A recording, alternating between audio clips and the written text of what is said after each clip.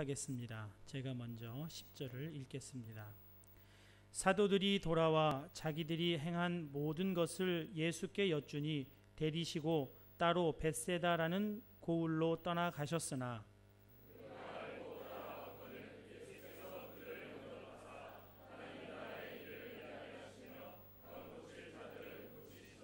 날이 저물어 가매 12 사도가 나와 여짜오되 무리를 보내어 두루 마을과 촌으로 가서 유하며 먹을 것을 얻게 하소서. 우리가 있는 여기는 빈 들이니이다.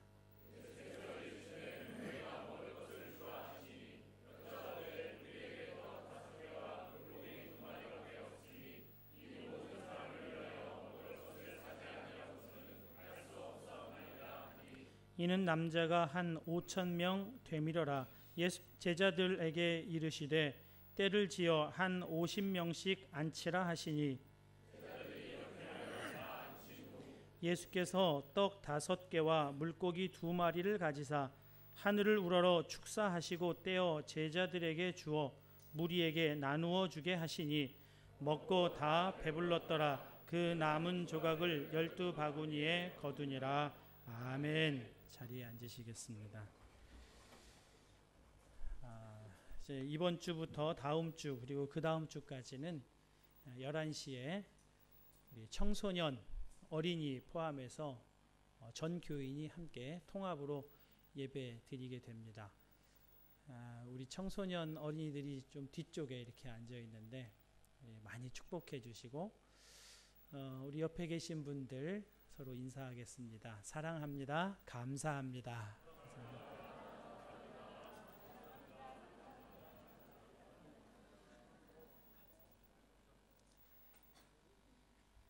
성경에는 어른에서부터 어린이에게 이르기까지 아주 재밌는 성경 동화 같은 이야기들이 있습니다. 뽕나무에 올라간 삭개오, 물 맷돌로 거인 골리앗을 쓰러뜨린 다윗, 머리카락에서 힘이 나온다는 삼손 이야기들이 그런 이야기입니다. 오늘 본문에서 만나게 되는 이 이야기도 그런 이야기들 중 하나입니다. 하나님이 어쩌면 마침 통합 예배 첫 번 예배에 어린이들과 청소년들도 다 알 수 있는 이 본문으로 설교하게 하셨는지 참 기가 막히다는 생각을 또 하게 됩니다. 떡 5개와 물고기 2마리로 5,000명을 먹인 이야기입니다. 잘 아는 이야기이고 익숙한 이야기인데 이 말씀의 교훈대로 사는 일은 참 쉽지가 않습니다. 지난 주간 큐티하면서 오늘 본문 말씀으로 묵상하다가 하나님이 제 마음에 새겨주신 말씀은 너희가 먹을 것을 주라 하는 이 말씀이었습니다. 제자들은 이미 계산을 끝냈습니다. 결론은 우리는 못 준다 하는 것입니다. 우선 가진 것이 너무 적었습니다. 제자들이 가진 것은 고작 떡 5개와 물고기 2마리 뿐입니다. 돈도 많지 않았을 겁니다. 요한복음에 같은 내용이 나오는데 빌립이 서둘러 돈 계산을 해보니까 한 200데나리온쯤 있어도 모자랄 것 같다는 결론을 내립니다. 한 데나리온이 일용직 노동자의 하루 품삯이라고 한다는데요. 요즘 얼마인지 모르겠어요. 한 7만 원 잡으면 될까요? 한국에서 200데나리온이면 1,400만 원쯤 되는 겁니다. 한 끼 저녁 식사로 1,400만 원을 내놓을 만큼의 능력이 예수님과 그 제자들에게는 없었을 겁니다. 사람이 많았습니다. 많아도 너무 많았습니다. 남자가 한 5,000명쯤 된다고 하니까 그때나 지금이나 어떤 그런 집회에 남자들이 참여하는 율이 높을까요? 여자의 참석률이 높을까요? 네, 여자일 것 같아요. 그러니까 조금 대충 잡아도 10,000명 이상은 되는 그 모임이겠습니다. 2008년도 높은뜻 숭의교회 7주년 연합예배를 드리는데 한양대 체육관에 거의 5,000명쯤 사람들이 모였습니다. 전 교인이 모여서 예배를 드리게 된 거죠. 예배 안내를 하는데 사람들이 몰려오는 것이 정말 끝없이 몰려들어 오더라고요. 감당할 수가 없을 것 같은 사람들이 구름대처럼 몰려드는 모습이 5,000명 모였는데도 그렇게 보입니다. 예배 안내 담당자들이 아침에 일찍이 모여서 주먹밥 또 먹을 것들을 이제 포장을 하는데요. 아침 일찍 모였어요. 모여서 준비하는데 사람들이 몰려들기 시작하니까 이분들이 정신이 나가더라고요. 얼이 빠집니다. 사람들의 숫자에 눌려서 정신이 나가는 겁니다. 총 진행을 담당해야 했던 저도 그 상황에서 얼이 빠지더라고요. 어디서 어떻게 전체를 통제해야 할지를 모르겠어요. 다만 이미 시뮬레이션 해본 대로 진행되기를 바랄 뿐입니다. 소리를 지른다고 사람들이 통제되는 것도 아니었습니다. 사람에게 눌립니다. 너무 많은 사람들 앞에 압도당하게 되는 겁니다. 그래서 제자들이 내놓은 대책이 12절입니다. 날이 저물어 가매 12 사도가 나와 여짜오되 무리를 보내어 두루 마을과 촌으로 가서 유하며 먹을 것을 얻게 하소서. 우리가 있는 여기는 빈들이니이다. 제자 12명이 모두 한 목소리가 되었습니다. 사람들을 보내서 먹을 것을 각자 해결하고 오게 하는 것이 좋겠다는 생각입니다. 매우 합리적인 생각입니다. 남자만 5,000명인 군중에게 줄 수 있는 것이라고는 떡 5개, 물고기 2마리 뿐이니까 합리적이라기보다는 오히려 더 상식입니다. 예수님이 나를 따라와서 내 설교를 들으면 먹을 것을 주겠다고 약속하신 적도 없습니다. 사실은 이 군중들을 피해서 오셨습니다. 5,000명을 먹이신 이야기 바로 앞에 예수님이 12제자에게 귀신을 제어하며 병을 고치는 능력과 권위를 주시고 하나님 나라를 전파하도록 일을 맡기셨습니다. 정말 놀라운 일들이 일어났습니다. 제자들이 돌아와서 예수님께 자기들이 행한 그 모든 일들을 보고했습니다. 그러자 예수님이 그 피곤에 지친 제자들을 쉬게 하시려고 따로 한적한 벳세다로 가게 됐습니다. 그런데 사람들이 어떻게 알았는지 거기까지 쫓아온 것입니다. 그런 형편에 먹을 것을 안 줘도 아무도 원망할 사람이 없습니다. 보내서 각자 해결하고 오라고 하면 문제될 게 하나도 없습니다. 그런데 예수님이 문제를 만드시는 겁니다. 13절 첫 마디입니다. 예수께서 이르시되 너희가 먹을 것을 주라 하셨습니다. 제자들은 다 고려했습니다. 여기가 빈들인 것도 가진 것은 떡 5개와 물고기 2마리 뿐이라는 것도 사람은 또 어마어마하게 많다는 것도 다 고려했습니다. 그런데 한 가지 고려하지 않은 것이 있습니다. 예수님입니다. 예수님이 함께 계시다고 하는 것, 그것을 너무나 간단하게 잊어버리고 무시해 버린 겁니다. 예수님이 무리하게, 아니 말도 되지 않게 너희가 먹을 것을 주라 하신 이유가 있습니다. 함께 하시는 예수님을 바라보라 하는 것입니다. 그 청년 바보 의사라는 책이 있습니다. 이 설교를 준비하면서 다시 한번 읽어봤는데요. 다시 읽어도 감동이 되고 눈물이 납니다. 이 책이에요. 우리 청소년들은 특별히 꼭 한 번씩 일독해보면 좋을 것 같습니다. 여러분들 중에서도 안 읽은 분들이 계시면 저에게 빌려달라고 하십시오. 제가 빌려드리겠습니다. 정말 바보같이 사랑만 하다가 아주 바쁘고 고달프게, 그러나 누구보다 행복하게 살다가 33년의 정말 예수님과 똑같은 나이에 불의의 사고로 하나님 품에 안긴 사람이 안수현 씨입니다. 의사인데 바보라고 부릅니다. 특히 이 청년 의사가 책을 사랑한 사람이었고 책 선물하기를 즐기는 사람인데 가장 애독하던 책이 주님은 나의 최고봉이라고 합니다. 제가 이 책을 여러분들에게 어떻게 소개하면 좋을까 참 많이 생각하고 고민을 했습니다. 어떻게 하면 제가 읽은 이 책의 감동을 여러분들에게 그대로 전할 수 있을까요? 방법은 하나밖에 없다는 걸 알았습니다. 여러분이 직접 읽어보시는 수밖에 없습니다. 고대 의대에 들어갔는데 그 어렵다는 의대생의 삶을 살면서 그리고 인턴 레지던트 하면서 주일 예배를 한 번도 빠진 적이 없다고 합니다. 주일 예배를 빠진 적이 없는 정도가 아니라 주일학교 교사, 찬양대, 대학부 리더로서 주일 오전 9시부터 오후 6시까지 꼬박 주일을 지킵니다. 주일에 당직이 있으면 그 당직을 바꾸기 위해서 평일 야간 당직도 마다하지 않는 사람입니다.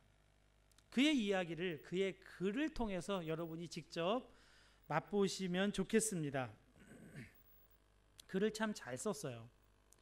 김은진, 2년 5개월 전 소아과 인턴 시절 항암제를 투여할 때마다 협조를 잘 해주고 끝나면 고맙다고 인사하며 사탕을 주던 누구보다 어른스럽게 치료를 받던 아이였다.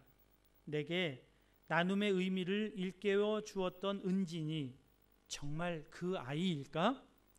흥분된 마음으로 병실에 들어가자 내 눈 앞으로 훌쩍 커버린 은진이가 나타났다. 빡빡머리였던 머리도 예쁘게 자라 있었다. 은진이 어머니께 상태를 물어보니 경과도 좋아 이제 치료를 마무리하는 단계라고 했다. 2년 반 동안 항암 치료를 참 잘 견뎌냈구나. 나는 얼른 숙소로 뛰어가 성경 구절이 적힌 작은 액자와 찬양 테이프를 들고 왔다.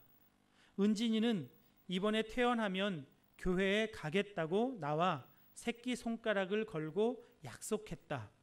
좋은 경과를 허락하신 하나님께 감사드리며 은진이 모녀와 아쉬운 작별을 했다.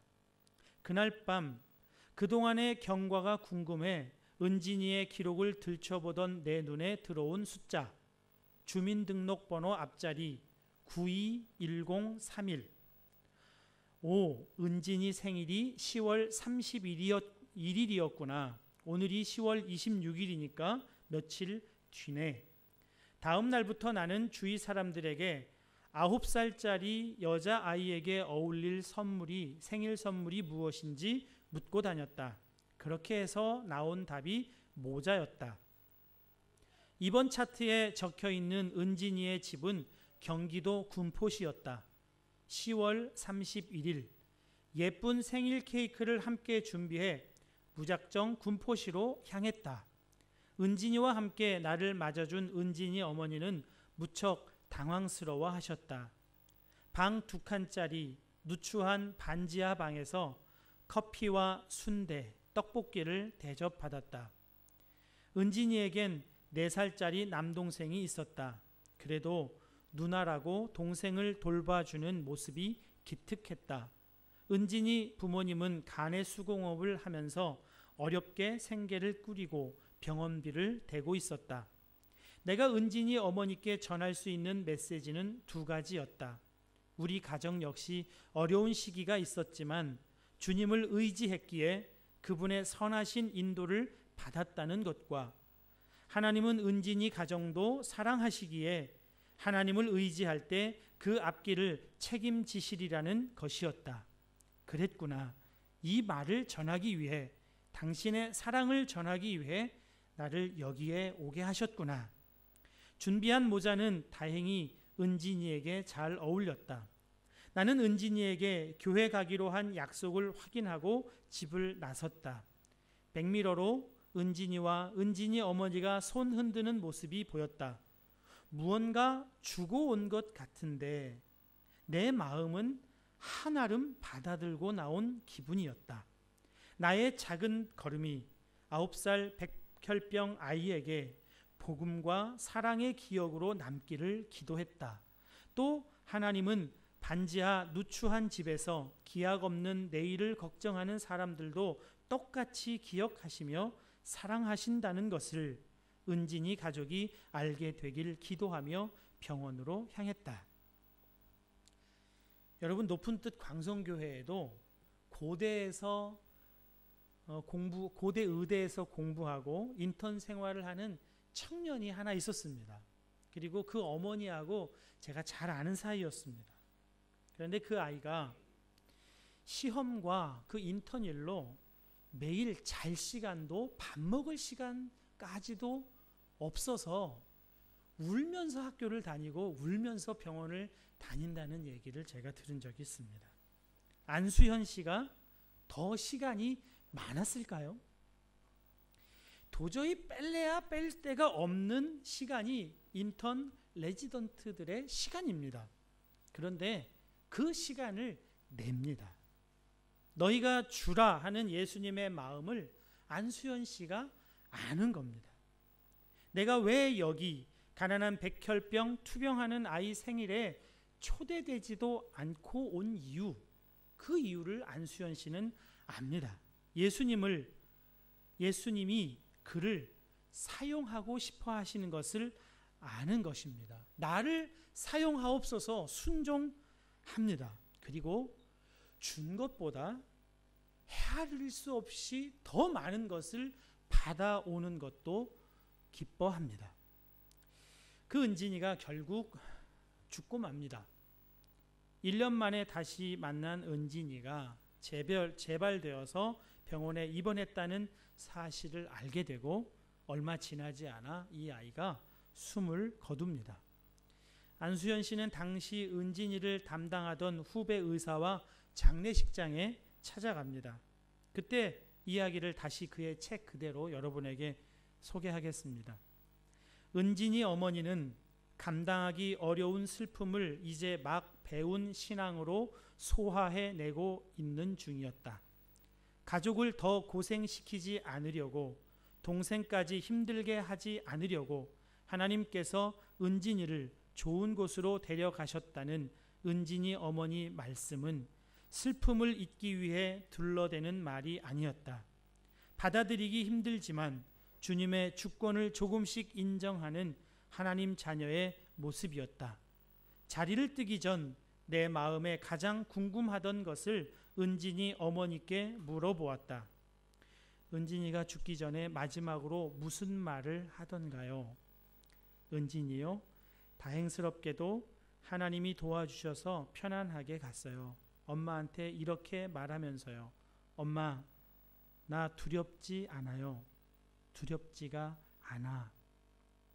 그 이야기를 듣는 내 눈에서 주르륵 눈물이 흘렀다. 은진이의 마지막 한마디는 슬픔에 잠겨 빈소를 방문한 우리 두 사람에게 기쁨으로 돌아가게 할 힘을 주었다. 청년 의사 안수연의 행적은 이런 식의 이야기가 참 많습니다. 만취한 응급실 환자를 위해서 컵라면 하나 갖고 오라는 말에 밥과 김치까지 얻으러 돌아다니면서 식판에 담아서 배달을 합니다. 응급실에서 당직이 끝나면 병실로 올라가서 위중한 환자 침대 맡에 가서 그를 위하여 조용히 기도해 줍니다.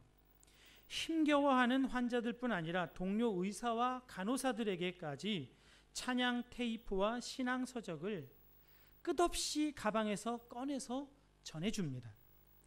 레지던트 시험을 앞두고 아무도 가려하지 않는 신경외과에 근무를 자원합니다. 그리고 정말 하나님의 은혜로 기적적으로 레지던트 시험에 통과합니다. 의사 조직을 하얀 거탑이라고 표현을 하죠.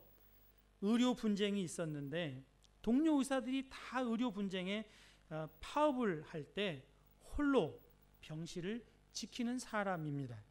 그리고 동료 의사들은 그가 그렇게 하는 이유가 예수님 때문이라고 말해주고 평가를 받는 사람이었습니다. 그는 가진 것이 적었습니다. 그러나 그에게 줄 것은 너무나 많았습니다. 그 속에 예수님이 계셨기 때문입니다. 그리고 예수님의 놀랍게 공급하시는 것을 경험하면서 살아가는 것입니다. 예수님으로 살게 되는 것입니다. 그 청년 바보 의사 안수현이 늘 묵상하던 주님은 나의 최고봉 8월 4일자 어제 일자에 이런 글이 있습니다. 우리는 보통 누군가에게 재능이 많기 때문에 좋은 그리스도인이 될 것이라고 말합니다. 그러나 실제로 초점은 우리의 재능이 아니라 가난한 마음이며 우리가 무엇을 가지고 있는가가 아니라 하나님이 우리 안에 무엇을 넣으셨는가입니다. 곧 우리의 자연적 성품의 능력 및 지식, 경험이 아닙니다. 이러한 모든 것은 사실 하나님께는 아무 쓸모가 없는 것입니다. 정말 쓰임받기 위해 갖추어야 할 유일한 것은 하나님의 위대한 강권하심에 사로잡혀서 주님의 동료가 되는 것입니다. 하나님의 동료는 오직 자신의 가난함을 깨닫는 사람만 가능합니다. 주님은 하나님께 여전히 유용하다고 생각하는 자들을 향해 아무것도 하실 수가 없습니다. 충격적인 말씀입니다. 난 가진 것 없지만 나를 고려하지 않고 예수님을 고려하여 내 가진 것에 주목하지 않고 예수님께 붙들려 쓰임받게 될 것만 기대하는 사람을 하나님이 쓰신다는 겁니다. 놀랍게 사용하시겠다 합니다. 우리 뱃속에는 흔적만 남아있고 피가 흐르지 않는 혈관 하나가 있다고 합니다. 이 혈관은 배꼽에서부터 시작된대요. 사람들은 태어날 때 모두 탯줄을 달고 나옵니다. 엄마 뱃속의 아기에게 탯줄은 유일한 생명줄 아닙니까? 탯줄 안에 혈관이 있고 이 혈관을 통해 아기는 엄마로부터 필요한 영양과 모든 물질을 공급받게 됩니다. 당연히 이 혈관은 잘 발달되어 있을 수밖에 없습니다. 하지만 아기가 세상에 나오면서 탯줄은 끊어지고 피가 흐르지 않는 이 혈관은 차츰 퇴화되어 결국 흔적만 남게 된다고 합니다. 우리 그리스도인이 혈관입니다.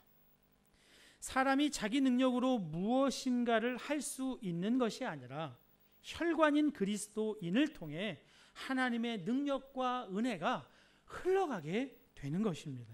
더 많이 나누고 더 많이 베풀수록 그 혈관을 통해 더 많은 피가 흘러서 혈관은 더 튼튼해지고 커지고 더 많은 생명의 피를 흐르게 할 수 있습니다.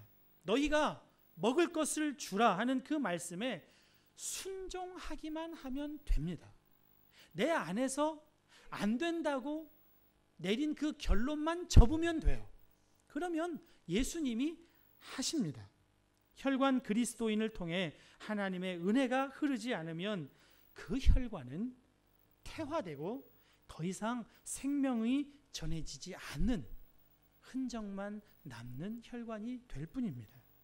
전에 농구선수 허재의 맥박을 잰 적이 있습니다. 재봤더니 1분에 38에서 40회를 뜁니다. 그만큼 심장이 튼튼하다는 겁니다. 한 번 박동에 일반인이 뿜어낼 수 있는 피의 3배가량을 뿜어낸다는 겁니다. 그런데 심장만 튼튼하다고 이 피가 온몸에 골고루 전해지는 게 아닙니다. 이 일반인의 3배나 되는 압력을 받을 만큼 혈관이 튼튼해야 하는 겁니다. 혈관이 튼튼하게 개발이 되는 겁니다.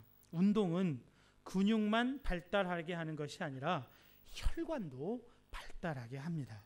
너희가 주라 하시는 주님의 명령에 순종하면 더 줄 수 있는 힘이 우리 가운데 나오게 된다는 것입니다. 초등학교 4학년 때 제 누나가 결혼을 했습니다. 군포에서 살았던 누나를 며칠이 멀다 하고 찾아갔습니다. 중학교 2학년쯤 겨울로 기억이 되는데요. 저녁 반찬거리를 사기 위해 시장에 갔던 누나와 제가 어두운 밤 논두렁길을 이렇게 조심스럽게 걸어가고 있었습니다. 둘째 조카가 남자아이인데 엄마를 따라왔다가 졸리다면서 업어달라는 거예요. 3살쯤 된 그 아이를 20대 후반쯤 된 엄마가 업고 한겨울에 땀을 비오듯이 흘리면서 저에게 이야기 하나가 생각난다며 그 이야기를 해줬습니다. 인도의 성자라고 부르는 썬다싱 이야기입니다. 썬다싱은 예수님을 믿는다고 집에서 쫓겨났습니다. 황색 도포를 입고 티벳 산골 깊은 곳을 찾아다니며 복음을 전했습니다. 어느 마을에서는 예수님 전한다고 우물에다가 집어넣고 우물 뚜껑을 닫아버리고 죽으라고 그렇게 가둬놓은 적도 있습니다. 구사일생으로 살아났는데 다시 또 복음을 전하기 위해 티벳 골짜기를 돌아다닙니다. 어느 추운 겨울날 썬다싱은 또 티벳의 한 골짜기로 찾아가기 위해서 산을 넘는 길이었습니다. 아주 추운 겨울이었습니다. 어떤 한 사람과 동행을 하게 됐습니다. 눈보라가 몰아치는 살을 애는 추위 속을 걷는데 저 멀리에 어떤 사람이 눈 위에 쓰러져 있습니다. 몸이 꽁꽁 얼어 있었지만 심장은 뛰고 있는 거예요. 썬다싱은 그 사람을 부축해서 산을 넘어가려고 합니다. 그런데 함께 가던 동행이 그러다 우리 다 죽는다. 안 된다.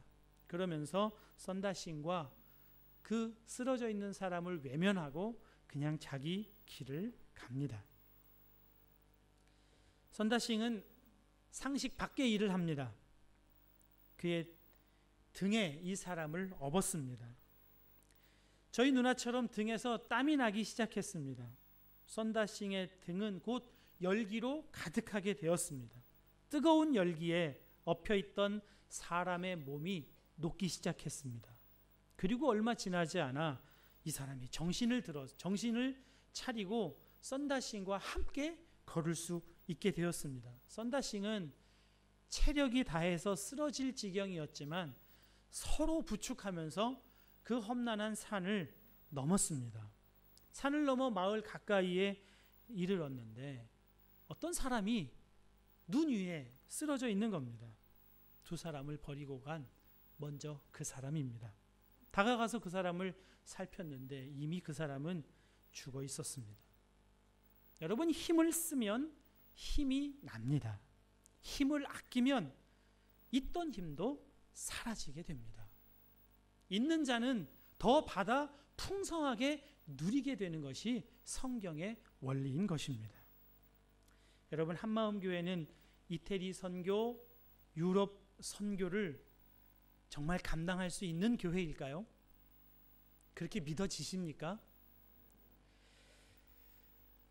어떤 분은 그렇게 생각하실지 모르겠어요. 그거는 어느 교회나 선교를 해야 한다고 하고 선교한다고 하니까 우리도 그런 정도의 목표쯤은 정해놓는 거겠지. 그렇게 생각할지도 모르겠습니다. 그런 것부터 할 게 아니라 한 마음부터 되자. 한 마음부터 이루어야 되지 않겠느냐. 이렇게 생각하는 분이 계실지 모르겠습니다. 그런데 여러분, 한 마음이 목표면 한 마음은 이루어지지 않습니다. A+ 맞겠다고 공부하는 학생이랑 B 정도 맞으면 되지 생각하고 공부하는 학생이 같겠습니까? 차원이 달라집니다.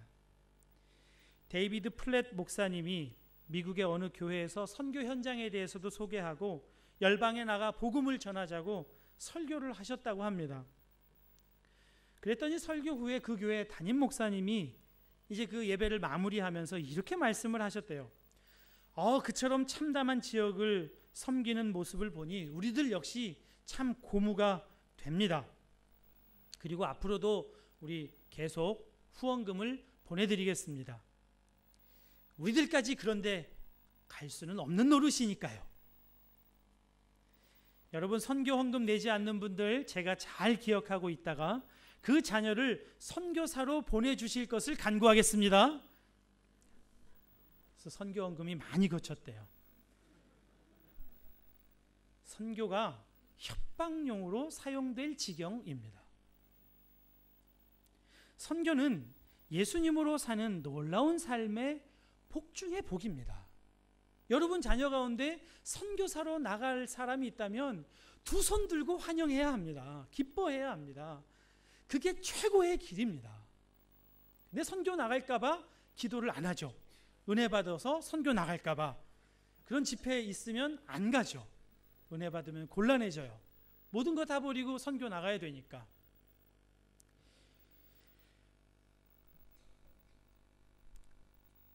(9월 28일부터 30일까지) 김동호 목사님 전도 축제가 이제 계획되고 있습니다. 전도, 그건 외향적인 사람이나 하는 거죠. 인간관계 좋은 사람이나 하는 거죠. 저는 성격이 안 맞아서요. 혹 우리가 그렇게 우리 자신을 제한하고 우리 안에 오신 예수님을 우리가 제한하고 있는 건 아닌지 생각해 볼 일입니다. 예수님이 너희가 먹을 것을 주라고 하셨을 때 예수님 마음에는 딱 한 가지가 있었습니다. 마태복음 15장 32절입니다. 이 말씀은 7개의 떡으로 4,000명을 먹이실 때 밝혔던 말씀입니다. 예수께서 제자들을 불러 이르시되 내가 무리를 불쌍히 여기노라. 그들이 나와 함께 있은지 이미 사흘임에 먹을 것이 없도다. 길에서 기진할까 하여 굶겨 보내지 못하겠노라. 이것이 예수님의 마음과 제자들 마음의 차이입니다. 이 마음이세요. 불쌍히 여기는 마음이십니다. 불쌍히 여기시는 예수님의 마음이 내 마음에 부어지면 놀라운 일이 나의 삶을 통하여 나타나고 경험이 됩니다. 내 판단과 내 경험은 내 자아와 함께 십자가에 못 박혀서 죽었고 예수님이 놀랍게 사시는 그 삶이 우리 가운데 시작되는 것입니다. 예수님이 너희가 먹을 것을 주라 하고 말씀을 내 안에 하시면 그 말씀을 들어서 신이 나야 합니다. 신납니다. 주라고 하셨으니까 줘야지 합니다. 나를 고려하지 않습니다. 예수님이 하래. 예수님을 고려하는 것입니다. 삭개오가 예수님만 바라보고 뽕나무에 올라갈 수 있었습니다. 삼손이 하나님만 바라보고 기둥에 묶여서 그 기둥과 함께 생을 마감할 수 있었습니다. 다윗이 하나님이 싸우신다는 믿음 가지고 전장터에 나섰습니다. 그들을 통해 하나님이 놀라운 일을 이루셨습니다. 우리 가운데도 그러한 일이 일어나게 될 줄 믿습니다. 오늘 성찬을 대하실 때 예수님의 마음이 내 안에 부어지게 해 주옵소서. 그렇게 기도했으면 좋겠습니다. 그래서 예수님의 피가 싱싱하게 저와 여러분을 통하여 유통되는 일이 일어나기를 간절히 축원합니다. 이제 성찬에 참여하겠습니다. 성찬에는 예수님의 살과 피가 있습니다. 우리는 그 예수님의 살과 피를 먹고 마시며 내 안에 예수님이 임재하시도록 해야 합니다. 떡과 잔을 받으시면 잠시 기도하시고 받은 대로 각자 드시면 되겠습니다. 그리고 잔은 예배 후에 나갈 때 예배 팀원들에게 전해주시면 되겠습니다.